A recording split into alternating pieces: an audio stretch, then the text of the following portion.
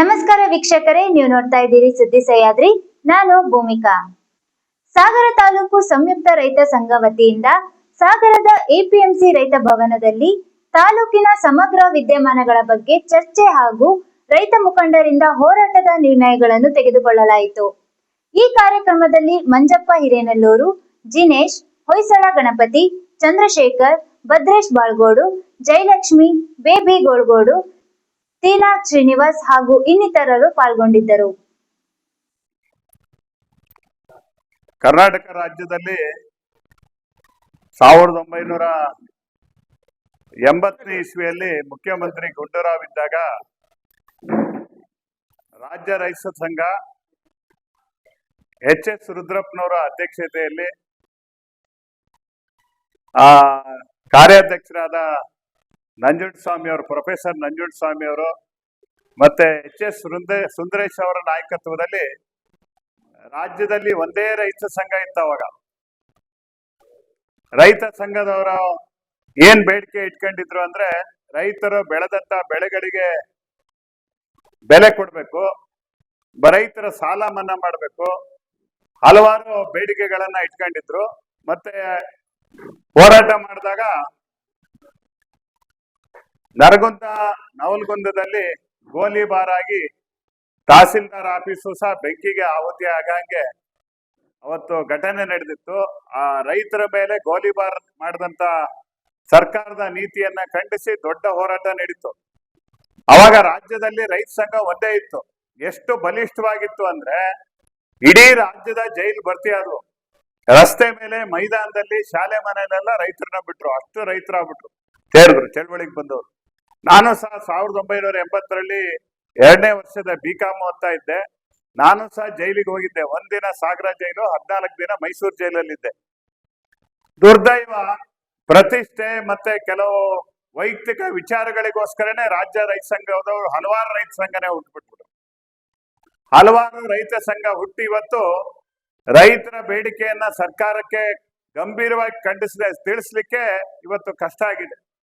ರೈತರನ್ನ ರಾಜ್ಯ ಕೇಂದ್ರ ಸರ್ಕಾರದವರು 3ನೇ ದರ್ಜೆ ಪ್ರಜೆಗಳು ಅನ್ನೋ ರೀತಿಲಿ ಇವತ್ತು ಅವಮಾನ ಮಾಡ್ತಾ ಇದ್ದಾರೆ. ಯಾವುದೇ ವಿಚಾರದಲ್ಲಿ ರೈತರ ಸಮಸ್ಯೆಯನ್ನ ಪರಿಗಣಿಸ್ತಾ ಇಲ್ಲ. ರೈತರು ಬೆಳೆದ ಬೆಳೆಗಳಿಗೆ ಬೆಲೆ ಕೊಡ್ರಿ ಅಂದ್ರು, ಸ್ವಾಮಿನಾಥನ್ ವರದಿ ಜಾರಿ ತಂದ್ರೆ ಅಂದ್ರೆ ಅದನ್ನ ಮಾಡ್ತಾ ಇಲ್ಲ. ರೈತರು ಇವತ್ತು ಭೂಮಿ ಹಕ್ಕನ್ನ 100 ವರ್ಷದಿಂದ 125 ವರ್ಷದಿಂದ ಮಹಾರಾಜರು ಬ್ರಿಟಿಷರು ಅರಣ್ಯ ಅಂತ ಮಾಡಿದ್ರು ಅಂತ ಹೇಳಿ ಶಿವಮೊಗ್ಗ ಜಿಲ್ಲೆ 1ರಲ್ಲೇ 40,000 ಜನರಿಗೆ, ರೈತರಿಗೆ ದೇವರಾಜ ಅರಸು, ಬಂಗಾರಪ್ಪ ಕಾಗೋಡವರು ಹಕ್ಕುಪತ್ರ ಕೊಟ್ಟಿದ್ದನ್ನು ಇವತ್ತು ರದ್ದು ಮಾಡಿ, ಕ್ಯಾನ್ಸಲ್ ಮಾಡಿ, ಅದು ಬೋಗಸ್ ಹಕ್ಕುಪತ್ರ ಅಂತ ರೈತರ ಮೇಲೆ ಕೇಸ್ ಹಾಕ್ತಾ ಇದ್ದಾರೆ. ಇವತ್ತು ಮಲೆನಾಡಿನ ರೈತರನ್ನ ಒಕ್ಕಲೆಬ್ಸ ಕಾರ್ಯಕ್ರಮ ಮಾಡಿ ಮಲೆನಾಡನ್ನೇ ಮಸಣ ಮಾಡ್ಲಿಕ್ಕೆ ಇವತ್ತು ಕೇಂದ್ರ ರಾಜ್ಯ ಸರ್ಕಾರ ಹೊರಟಿದೆ. ಹಾಗಾಗಿ ಸಂಯುಕ್ತ ರಂಗ ಅಂತ ಹೇಳಿ, ಸಂಯುಕ್ತ ರೈತ ಸಂಘ ಅಂತ ಹೇಳಿ ನಮ್ಮ ಸ್ನೇಹಿತರೆಲ್ಲ ಮಂಜಪ್ಪನವರು, ಹೊಯ್ಸಳ ಮತ್ತೆಲ್ಲ ಚಂದ್ರಶೇಖರ್ ಅವರು, ಬೇರೆ ಮಿತ್ರರು, ನಮ್ಮ ಈಗ ಗೌರವಾಧ್ಯಕ್ಷರಾಗಿರ್ತಕ್ಕಂಥ ದಾನೇಶ್ವರ್ ಸಂಘಟನೆಯನ್ನ ಮಾಡಿ ಪ್ರತಿ ಗ್ರಾಮಕ್ಕೆ ಓಡಾಡಿ ರೈತರ ಸಂಘಟನೆಯನ್ನ ಮಾಡ್ಬೇಕು. ಅಲ್ಲಿ ಜನರ ಅಹವಾಲನ್ನ, ಜನರ ಮಟ್ಟಕ್ಕೆ ಹೋದ್ರೆ, ರೈತರ ಬಡಿಗೆ ಹೋದ್ರೆ ಸಮಸ್ಯೆ ತಿಳಿಯುತ್ತೆ. ಇಲ್ಲಿ ಪೇಟೆಲೆ ಕುತ್ಕೊಂಡು ಕೆಲವರು ಸಂಘಟನೆ ಮಾಡೋದು ಅದೆಲ್ಲ ಮಾಡ್ತಾರೆ. ಹೆಚ್ಚು ವಿಷಯಗಳು ಅವ್ರಿಗೆ ತಿಳಿಯಲ್ಲ. ಆ ಕಾರ್ಯಕ್ರಮ ಹಾಕೊಂಡಿದ್ದಾರೆ. ಈ ಸಂಯುಕ್ತ ರೈತ ಸಂಘದ ರೈತ ಪರ ಹೋರಾಟಕ್ಕೆ ನಮ್ಮ ಮಲೆನಾಡು ರೈತ ಹೋರಾಟ ಸಮಿತಿನೂ ಸಂಪೂರ್ಣವಾಗಿ ಇವರಿಗೆ ಬೆಂಬಲ ಕೊಡ್ತೇವೆ. ಮತ್ತು ನಮ್ಮ ಬೇಡಿಕೆ ಈಡೇರೋ ತನಕ ರೈತರು ತಮ್ಮ ಹೋರಾಟ ಬಿಡಬಾರ್ದು. ಉತ್ತರ ಪ್ರದೇಶ, ಪಂಜಾಬ್, ಹರಿಯಾಣದವರು 1 ವರ್ಷ ಚಳವಳಿ ನಡೆಸಿದ್ರು. 3 ಮಸೂದೆ, ಕೃಷಿ ಮಸೂದೆಗಳನ್ನ ಪ್ರಧಾನ ಮಂತ್ರಿ ಮೋದಿ ಅವರು ರೈತರ ಬಗ್ಗೆನೂ ಚರ್ಚೆ ಮಾಡಿದೆ, ಪಾರ್ಲಿಮೆಂಟ್ ಅಲ್ಲೂ ಚರ್ಚೆ ಮಾಡಿದೆ, ಜಾರಿ ತಂದಿದ್ದನ್ನ ಪ್ರತಿಭಟನೆ ಮಾಡಿ 700 ಜನ ಚಳಿಯಿಂದ ಸತ್ತೋದ್ರು. ಆದ್ರೆ ಚಳವಳಿ ನಿಲ್ಲಿಸ್ಲಿಲ್ಲ. ಕೊನೆಗೆ ಪ್ರಧಾನ ಮಂತ್ರಿ ಮೋದಿ ಅವರೇ ತಲೆಬಾಗಿ ಎಲ್ಲಾ ಶಾಸನಗಳನ್ನ ವಾಪಸ್ ತಗೋತೀವಿ ಅಂತ ಹೇಳಿದ್ರು. ನಂತರದಲ್ಲಿ ಇವತ್ತು ಹುಬ್ಬಳ್ಳಿಯಲ್ಲಿ ಟೊಮೆಟೊನ 50 ಪೈಸೆ ಆಯ್ತು ಅಂತ ಚರಂಡಿಗೆ ಎಸಿತಾರೆ ರೈತರು. ಹುಬ್ಬಳ್ಳಿಯಲ್ಲಿ ನೀರುಳ್ಳಿ ಬೆಲೆ ಜಾಸ್ತಿ ಆಯ್ತು ಅಂತ ಹೇಳಿ ಚರಂಡಿಗೆ ಎಸಿತಾರೆ. ಕೋಲಾರದಲ್ಲಿ ಟೊಮೆಟೊ ಬೆಲೆ ಕಡಿಮೆ ಆಯ್ತು ಅಂತ ಎಸಿತಾರೆ. ಇವತ್ತು ಒಂದಿನದಲ್ಲಿ ಟೊಮೆಟೊ, ಈರುಳ್ಳಿ ಬೆಳೆಯಕ್ಕಾಗಲ್ಲ. ಆಮೇಲೆ ನಮ್ಮ ಭತ್ತ ಬೆಳೆದಿರೋ ರೈತರಿಗೆ ಯಾವುದೇ ರೀತಿ ಅವರಿಗೆ ಕೊಡ್ತಿರ್ತಕ್ಕಂಥ ಬೆಲೆ ಇವತ್ತು ಅನ್ಯಾಯವಾದ ಬೆಲೆ. ಇವತ್ತು ನಾನೊಬ್ಬ ಕೃಷಿ ಅಧಿಕಾರಿಗೆ ರಾಜ್ಯ ಮಟ್ಟದವನಿಗೆ ಕೇಳಿದೆ, ನೀನ್ ರೈತರ ಮಗ ಆಗಿ ಹೇಳೋ, ಈ 2000, 2500 ಏನೋ ಹಿಂಗೆಲ್ಲ 2250 ಭತ್ತಕ್ಕೆ ಬೆಂಬಲ ಬೆಲೆ ಘೋಷಣೆ ಮಾಡಿದ್ರಿ.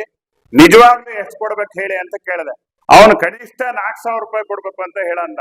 ಹಾಗಾಗಿ ಇವತ್ತು ಸ್ವಾತಂತ್ರ್ಯ ಬಂದಾಗ 30 ಕೋಟಿ ಜನಕ್ಕೆ ಅನ್ನ ಹಾಕಕ್ ನಮ್ಮ ರೈತರ ಹತ್ರ ಶಕ್ತಿ ಇರ್ಲಿಲ್ಲ. ಅವಾಗ ಅಮೆರಿಕ ಕಳ್ಸಿರೋ ಶಿಶ್ವಾರಕ್ಕೆ ಕಳ್ಸಿರೋ ಗೋಧಿ ಉಪ್ಪಿಟ್ಟನ್ನ ರೈತರು ತಿನ್ಬಿಡೋರು, ಹೋಗಿ ಬಡವರು ತಿನ್ಬಿಡೋರು, ಎಲ್ಲಾ ನಾಗರಿಕರು ತಿನ್ನೋರು. ಆ ಪರಿಸ್ಥಿತಿ ಇತ್ತು. ಇವತ್ತು ನಮ್ ದೇಶದ ರೈತರು, ಭಾರತ ದೇಶದ ರೈತರು 150 ದೇಶಕ್ಕೆ ಅಕ್ಕಿಯನ್ನ ರಫ್ತು ಮಾಡ್ತಾ ಇದ್ದಾರೆ. ಆ ಶಕ್ತಿಯನ್ನ ಇವತ್ತು ದೇಶದಲ್ಲಿ ತಂದ್ಕೊಟ್ಟಿದ್ದಾರೆ. ಅವರಿಗೆ ಗೌರವ ಕೊಡಬೇಕು, ಅವ್ರ ಮಾತಿಗೆ ಬೆಲೆ ಕೊಡಬೇಕು, ಅವ್ರ ಸಮಸ್ಯೆಯನ್ನ ಬಗೆಹರಿಸಬೇಕು. ಯಾವಾಗರೂ ರೈತರು ನೆಮ್ಮದಿಯ ನಿಟ್ಟುಸಿರು ನಡೀತಾರೆ, ಅವರಿಗೆ ಗೌರವ ನ್ಯಾಯ ಸಿಗುತ್ತೆ ಸರ್ಕಾರದಿಂದ, ಅವಾಗ ಮಾತ್ರ ಈ ಸರ್ಕಾರಕ್ಕೆ ಗೌರವ ಬರುತ್ತೆ ಹೊರತು ಇಲ್ಲಿದ್ರೆ ಈ ಸರ್ಕಾರ ರೈತ ವಿರೋಧಿ, ಜನ ವಿರೋಧಿ ಸರ್ಕಾರ ಅಂತಾನೆ ಆಗುತ್ತೆ. ಇವರ ಎಲ್ಲ ಹೋರಾಟಗಳಿಗೆ ನಾವು ಹೇಳ್ಕೊಂಡು ಇವತ್ತು ಹೋರಾಟ ಮಾಡ್ತೇವೆ. ರೈತ ಸಂಘದ ಕೆಲವು ಮುಖಂಡರು ಪ್ರತಿಷ್ಠೆ ಬಿಡಬೇಕು, ಸಣ್ಣತನ ಬಿಡಬೇಕು, ಇನ್ನೊಂದು ಸಂಘಟನೆ ವಿರುದ್ಧ ಹಾಗೆ ಮಾಡೋದು ಬಿಡಬೇಕು. ಇವನ್ನೆಲ್ಲ ನಮ್ ತಾಲೂಕು, ಜಿಲ್ಲೆ, ರಾಜ್ಯ ಮಟ್ಟದಲ್ಲಿ ಬಿಟ್ಟು ರೈತರ ಬೇಡಿಕೆಯನ್ನು ಈಡೇರಿಸೋದು ಒಂದೇ ನಮ್ ಕೆಲಸ ಅಂತ ತೀರ್ಮಾನ ಮಾಡಿ ಹೊರಡ್ಬೇಕು. ಇವತ್ತು ಕರ್ನಾಟಕ ಜನತೆಗೆ ನಮಸ್ಕಾರ ಅಂತ ಹೇಳ್ತೀನಿ.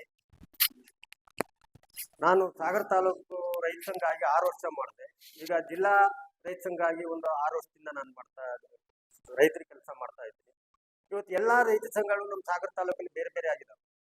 ಅದನ್ನ ಒಟ್ಟಿಗೆ ಮಾಡಿ ಇವತ್ತು ನಮ್ಮ ಮಂಜಪ್ಪನವರು ಎಲ್ಲರಿಗೂ ಸೇರಿಸಿ ಸಂಯುಕ್ತ ರೈತ ಸಂಘ ಅಂತ ಮಾಡಿದ್ರು. ಅದು ನಂಗೆ ತುಂಬಾ ಸಂತೋಷದ ವಿಚಾರ. ನಾನು ಆವಾಗಿಂದನೂ ಹೇಳ್ತಾ ಇದ್ದೆ, ರೈತರೆಲ್ಲ ಒಟ್ಟಾಗಬೇಕು, ಅವರ ಮನೆಗಳು ಅವ್ರ ಯಜಮಾನರು ಇರ್ಲಿ, ಆದ್ರೆ ಈ ರೈತ ಸಂಘ ಅಂತ ಬಂದಾವಾಗ ರೈತರು ಎಲ್ಲರೂ ಒಂದಾಗ್ಬೇಕಂತ ಇವತ್ತು ಆ ಒಂದು ಸುದ್ದಿನ ಬಂದಿದೆ. ಅದರಿಂದ ನಂಗೆ ತುಂಬಾ ಸಂತೋಷ ಆಗ್ತಾ ಇದೆ. ಇವತ್ತು ರೈತ ಸಂಘದವ್ರು ನಾವು ಎಲ್ಲಾ ರೈತ ಸಂಘದವರು ಸೇರಿ ಇವತ್ತೊಂದು ಕಾರ್ಯಕಾರಿಣಿ ಸಭೆ ಅಂತ ಮಾಡಿದ್ವಿ. ಅದರಲ್ಲಿ ಆಗು ಹೋಗುಗಳ ಬಗ್ಗೆ ಎಲ್ಲರೂ ನಾವು ಸೇರಿ ಚರ್ಚೆ ಮಾಡಿದ್ದೀವಿ. ಅದರಲ್ಲಿ ಅರಣ್ಯ ಇಲಾಖೆ ಇರಬಹುದು, ಕಂದಾಯ ಇಲಾಖೆ ಇರಬಹುದು, ಯಾವುದೇ ಇಲಾಖೆ ಇರ್ಬೋದು, ಅದರಲ್ಲಿ ಏನೇ ಲೋಪದೋಷಗಳಿದಾವೆ ಅದನ್ನ ಊರಿಗೆ ಆ ಗ್ರಾಮ ಪಂಚಾಯತ್ಗೆ ಮುಖಾಂತರ ಹೋಗಿ ಅದನ್ನ ಬಗೆಹರಿಸ್ಕೊಳ್ಬೇಕು ಅಂತ ಮಾತಾಡಿದ್ದೇವೆ. ಮತ್ತು ಯಾರೋ ಒಬ್ರು ಇವತ್ತು ಯಾರು ಕಿಡಿಗೇಡಿಗಳು ಅಂತ ಹೇಳಿದ್ದು, ಒಬ್ಬ ರಾಜಕೀಯ ಪಕ್ಷದವರೊಬ್ರು ರೈತರನ್ನ ಕಿಡಿಗೇಡಿಗಳು ಅಂತ ಹೇಳಿದ್ದಾರೆ. ಸಂಘಟನೆ ಮುಖಂಡ ಅಂತೇಳಿ ಅವ್ರು ಯಾರು ಅಂತ ನಂಗೆ ಗೊತ್ತಿಲ್ಲ. ಅವನು ಕಿಡಿಗೇಡಿಗಳು ಅಂತ ರೈತರಿಗೆ ಹೇಳ್ಬೇಕಾದ್ರೆ ರೈತರ ಕಿಡಿಗೇಡಿಗಳು ಅಥವಾ ಅವನು ನಮಗೆ ಗೊತ್ತಿಲ್ಲ. ಅದನ್ನ ಪರೀಕ್ಷೆ ಮಾಡಕ್ಕೋಸ್ಕರ ಇವತ್ತು ಮಧ್ಯಾಹ್ನ ಮತ್ತೆ ಹೋಗ್ತೀವಿ. ಇನ್ನೊಂದು ಸಾರಿ ಅಧಿಕಾರಿಗಳಾಗ್ಲಿ ಅಥವಾ ಸರ್ಕಾರ ಆಗ್ಲಿ ರೈತರ ಮೇಲೆ ದೌರ್ಜನ್ಯ ಮಾಡಿದ್ರೆ ಇನ್ಮೇಲೆ ನಾವು ಸುಮ್ಮನೆ ಇರೋದಿಲ್ಲ. ಅವ್ರಿಗೆ ಏನ್ ಬೇಕೋ ಅಷ್ಟು ಮಾಡ್ಬೇಕಾಗ್ತದೆ. ಇನ್ಮೇಲೆ ರೈತರ ತಂಟೆಗೆ ಬರಬಾರ್ದು. ನಾವು ರೈತರ ಕಿಡಿಗೇಡಿಗಳಲ್ಲ, ಈ ದೇಶಕ್ಕೆ ಅನ್ನ ಕೊಟ್ಟವ್ರು ನಾವು. ವೇದಿಕೆ ಮೇಲೆ ಬಂದಾಗ ರಾಜಕೀಯ ವ್ಯಕ್ತಿಗಳು ಬರ್ತಾರೆ, ಹಸುಟವಲ್ ಹಾಕೋತಾರೆ, ರೈತರು ನಮ್ಮ ದೇಶದ ಬೆನ್ನೆಲ್ಲ ಬಂದು ಬೆಂತಡ್ತಾರೆ. ನಮ್ಗೆ ಬೆಂತಟ್ಟಿ ಸ್ವಾತಂತ್ರ್ಯ ಬಂದು ಈಗ 80 ವರ್ಷ ಆಯ್ತು. 80 ವರ್ಷದಿಂದ ರೈತರಿಗೆ ಈ ಸರ್ಕಾರ ಏನ್ ಕೊಟ್ಟಿದೆ ನಮಗೆ? ನಾವು ಅರ್ಧ ರೇಟಿ ಆಹಾರ ಧಾನ್ಯಗಳನ್ನು ಬೆಳೆದು ಕೊಡ್ತೀವಿ. ನಾವು ಕಿಡಿಗೇಡಿಗಳ ಬೆಳೆದು ಕೊಟ್ಟವರು. ಇವತ್ತೊಂದು ಎಮ್ಮೆ ಕಟ್ಟಿದ್ರೆ ಹಾಲು ಮಜ್ಜಿಗೆ ತಂದ್ರೆ ಬೆಣ್ಣೆ ತುಪ್ಪ ಅಲ್ಲ ಅವ್ರು ತಿಂತಾರೆ, ಮಜ್ಜಿಗೆ ಮಾತ್ರ ನಾವು ಕುಡಿತೀವಿ, ಸಗಣಿ ತೆಗೆರ್ ನಾವು. ಆ ಪರಿಸ್ಥಿತಿ ಒಳಗೆ ಇವತ್ತು ರೈತರಿದ್ದೀವಿ. ಇಷ್ಟು ದಿವಸನೂ ರೈತರು ಯಾವತ್ತು ಸಿಟ್ಟಿಗೆ ಹೇಳಿಲ್ಲ. ರೈತರು ಸಿಟ್ಟಿಗೆದ್ರೆ ಈ ಸರ್ಕಾರ ಯಾವ ಲೆಕ್ಕಕ್ಕೂ ಇಲ್ಲ. ಎಲ್ಲಾ ಸರ್ಕಾರಗಳು ಎಗದಿ ಬಿದ್ದು ಹೋಗ್ತವೆ. ರೈತರ ಸುದ್ದಿ ಮಾತ್ರ ಬರಬೇಡಿ, ರೈತರಿಗೆ ಸಹಕಾರ ಕೊಡಿ. ಇಲ್ಲಾಂದ್ರೆ ಸುಮ್ಮನೆ ಮುಚ್ಕೊಂಡು ಕುತ್ಕೊಳ್ಳಿ. ಆಗದೆ ಇದ್ರೆ ರಾಜೀನಾಮೆ ಕೊಟ್ಟು ಮನೆ ಹೋಗಿ. ನಿಮ್ಮನ್ನ ನೋಡಿದ್ದೇವೆ, 80 ವರ್ಷದಿಂದ ನೋಡಿದ್ದೇವೆ. ಇನ್ನು ರಾಜಕೀಯ ಪಕ್ಷಗಳಿಗೆ ನಾವು ಬೆಲೆ ಕೊಡೋಣ ಅಂತ ಹೇಳಿ ನನ್ನ ಮಾತನ್ನು ಮುಗಿಸ್ತೀನಿ. ಜೈ ಹಿಂದ್, ಜೈ ಕರ್ನಾಟಕ. ನಮಸ್ಕಾರ. ನಾವು ಸಾಗರ ತಾಲೂಕಿನ ಸಮಗ್ರ ವಿಚಾರದ ಬಗ್ಗೆ, ರೈತರಿಗೆ ಆಗ್ತಕ್ಕಂಥ ಸಮಸ್ಯೆಗಳ ಬಗ್ಗೆ 35 ಗ್ರಾಮ ಪಂಚಾಯತ್ಗೆನ ಪ್ರಥಮ ಭೇಟಿ ಮಾಡಿ ಪಂಚಾಯತ್ಗೆ ವೇಜು ಏನ್ ಸಮಸ್ಯೆ ಐತಿ ಅಂತ ಹೇಳಿ ಒಂದು ಪಟ್ಟಿ ಮಾಡೋದು. ತದಾದ ನಂತರ ನಮ್ಮ ಸಾಗರ ತಾಲೂಕಿನಾಗೆ ಮುಂದೆ ನಾವು ಏನೇನು ಹೋರಾಟ ತಗೋಬೇಕು, ಯಾವ ತರ ಹೋಗ್ಬೇಕು ಅನ್ನೋದ್ರ ಬಗ್ಗೆ ಇವತ್ತಿನ ಸಂಯುಕ್ತ ರೈತ ಸಂಘದ ನಮ್ಮ ಚಂದ್ರಪ್ಪ ಅವರ ಅಧ್ಯಕ್ಷತೆಗೆ ಒಂದು ಪ್ರಥಮ ಮೀಟಿಂಗ್ ಮಾಡಿದೆವು. ಬಟ್ ನಮಗೆ ಇತ್ತೀಚೆಗೆ ರೈತರ ಮೇಲೆ ಕೆಲವೊಂದು ವಿಚಾರಗಳು ದರ್ಪದ ರೀತಿ ಬರ್ತಾ ಇದಾವೆ. ಕೆಲವೊಬ್ರು ರಾಜಕೀಯ ವ್ಯಕ್ತಿಗಳು ರೈತರನ್ನ ಕಿಡಿಗೇಡಿಗಳು ಅಂತ ಶಬ್ದ ಬಳಸ್ಯಾರೆ. ಕೆಲವರು ಮುಖಂಡರುಗಳು ಆ ತರ ಬಳಸ್ಯಾರೆ. ಈ ಕಿಡಿಗೇಡಿಗಳು ಅನ್ನೋ ಪದಕ್ಕೆ ಅರ್ಥ ಅಂದ್ರೆ ನಾ ತಿಳ್ಕೊಂಡಿರೋದು ಹೆಂಗಂದ್ರೆ, 2 ಜನರ ಸಮಸ್ಯೆ ಮಧ್ಯೆ ಒಬ್ಬ ಗೊತ್ತಿಲ್ಲದೆ ಇರೋ ವ್ಯಕ್ತಿ ಬಂದು ಬೆಂಕಿ ಹಚ್ಚೋದು ಕಿಡಿಗೇಡಿಗಳತನ ಅಂತ ಹೇಳ್ತಾರೆ ಬಿಟ್ರೆ ಇಬ್ರು ವ್ಯಾಜ್ಯನ ಕಿಡಿಗೇಡಿಗಳು ಅಂತ ಬಣ್ಸಂಗಿಲ್ಲ ಅನ್ನೋದು ನನ್ನ ವಿಚಾರ. ಅದ್ರ ಬಗ್ಗೆ ರೈತರಿಗೆ ಆಗಿರೋ ನೋವನ್ನ ನಾವು ಮುಂದಿನ ದಿನದಲ್ಲಿ ದೊಡ್ಡ ಹೋರಾಟ ಮಟ್ಟಕ್ಕೆ ತಗೋ ಹೋಗ್ತಾ ಇದೀವಿ ಅನ್ನೋದ್ರ ಬಗ್ಗೆ ನಾವು ಇವತ್ತು ಸಭೆಯಲ್ಲಿ ತೀರ್ಮಾನ ಮಾಡಿ ಮುಗಿಸಲಾಗಿದೆ. ನಮ್ಮ ಅಧ್ಯಕ್ಷರು ಇವರು ಮಾತಾಡ್ತಾರೆ. ಇವತ್ತು ನಾವೇನು ಸಂಯುಕ್ತ ರೈತ ಸಂಘ ಸಾಗರ ಮೊದಲನೇದಾಗಿ ಇವತ್ತೊಂದು ನಾವೊಂದು ಕಾರ್ಯಕಾರಿಣಿ ಸಭೆಯನ್ನ ಮಾಡ್ತಾ ಇದ್ದೆವು. ಈ ಸಭೆಯಲ್ಲಿ ಮುಖ್ಯವಾಗಿ ಒಂದು 6 ಅಜೆಂಡಾವನ್ನು ಹಾಕಿದ್ದೆವು. ಅಜೆಂಡಾದಲ್ಲಿ ಮೇನ್ ಏನು ಅಜೆಂಡಾ ಅಂದ್ರೆ ಪ್ರತಿ ಗ್ರಾಮ ಪಂಚಾಯತಿ ಮಟ್ಟದಲ್ಲಿ ಇವತ್ತಿನವರೆಗೂ ಈ ನಮ್ಮ ಸಾಗರ ತಾಲೂಕು ಅಂದ್ರೆ ನಮ್ಮ ತೀನಾ ಸರ್ ಹೇಳಿದಂಗೆ ಮಲೆನಾಡು ಅನ್ನೋದೇ ಒಂದು ನಮ್ಮ ಕರ್ನಾಟಕಕ್ಕೆ ಈ ಇಲಾಖೆಗಳಿಗೆ ಒಂದು ಕಗ್ಗಂಟಾಗಿ ಪರಿಣಾಮ ಆಗಿದೆ. ಕೆಲವೊಂದು ರಸ್ತೆ ಸಮಸ್ಯೆ ಆಗಲಿ, ನೀರಾವರಿ ಸಮಸ್ಯೆ ಆಗಲಿ, ಕರೆಂಟಿನ ಸಮಸ್ಯೆ ಆಗಲಿ, ಮಲೆನಾಡಲ್ಲಿ ಅದು ಯಾವ ತರ ಇತ್ಯರ್ಥಗೊಳಿಸ್ಬೇಕು ಅನ್ನೋದೇ ಸಮಸ್ಯೆ ಆಗಿದೆ. ಅದ್ರ ಬಗ್ಗೆ ನಾವು ಪ್ರತಿ ಗ್ರಾಮ ಪಂಚಾಯತಿಗೆ ಹೋಗಿ ಗ್ರಾಮ ಪಂಚಾಯತಿ ಮಟ್ಟದಲ್ಲಿ ನಾವು ಅದನ್ನ ಕೂತ್ಕೊಂಡು ಚರ್ಚೆ ಮಾಡ್ಬೇಕಂತೇಳಿ ನಾವೆಲ್ಲಾ ಸೇರಿ ಒಂದು ತೀರ್ಮಾನ ಮಾಡಿದೆವು. ಎರಡನೇದಾಗಿ ಏನು ನಮ್ಮ ಸಾಗರ ತಾಲೂಕು ರೈತರ ಸಮಸ್ಯೆಗಳಿಗೆ ಪಟ್ಟಿ ಮಾಡೋದಾದ್ರೆ ಒಂದು ದಿನಾನೇ ಬೇಕು, ಅಷ್ಟು ಸಮಸ್ಯೆಗಳಿದಾವೆ. ಅದರಲ್ಲಿ ಮುಖ್ಯವಾಗಿ ಯಾವ್ಯಾವ ಸಮಸ್ಯೆಗಳನ್ನ ನಾವು ಪರಿಹಾರ ಮಾಡ್ಬೋದು, ಸಮಸ್ಯೆಗಳನ್ನ ಹೆಂಗೆ ಪರಿಹಾರ ಕಂಡ್ಕೋಬಹುದು ಅನ್ನೋದನ್ನ ನಾವು ಚರ್ಚೆ ಮಾಡ್ತಾ ಇದ್ದೇವೆ. ಮುಂದೆ ನಮ್ಮ ತಾಲೂಕು ಅಧ್ಯಕ್ಷ ಹೇಳ್ತಾರೆ. ಇವತ್ತೇನು ಸಂಯುಕ್ತ ರೈತ ಸಂಘ ಸಾಗರ ಕಳೆದ 2 ವರ್ಷಗಳಿಂದ ರೈತ ಸಂಘಟನೆಯನ್ನ 4 ಗುಣಗಳ ಒಗ್ಗೂಟಗಳನ್ನ ಮಾಡಿ ಒಂದು ಸಂಯುಕ್ತ ರೈತ ಸಂಘವನ್ನ ಮಾಡ್ಕೊಂಡ್ ಬಂದಿದ್ದೀವಿ. ಈ ರೈತ ಸಂಘಟನೆ ಈ ಹೊತ್ತಿನಲ್ಲಿ 2 ವರ್ಷದ ನಂತರದಲ್ಲಿ ಒಂದು ಪ್ರಬಲವಾಗಿ ಬೆಳೆಯುತ್ತಿರುವ ಎಲ್ಲಾ ಲಕ್ಷಣಗಳು ಕಾಡ್ತಾ ಇದೆ.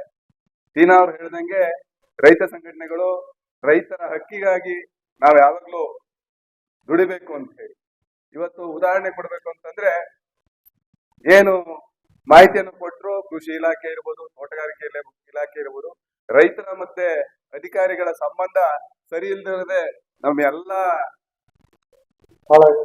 ಹಾಳಾಗ್ಲಿಕ್ಕೆ ನಮ್ಮ ಬೆಳೆಗಳು ಹಾಳಾಗ್ಲಿಕ್ಕೆ ಕಾರಣ ಸರಿಯಾದ ಮಾಹಿತಿಯ ಕೊರತೆ ಇದೆ.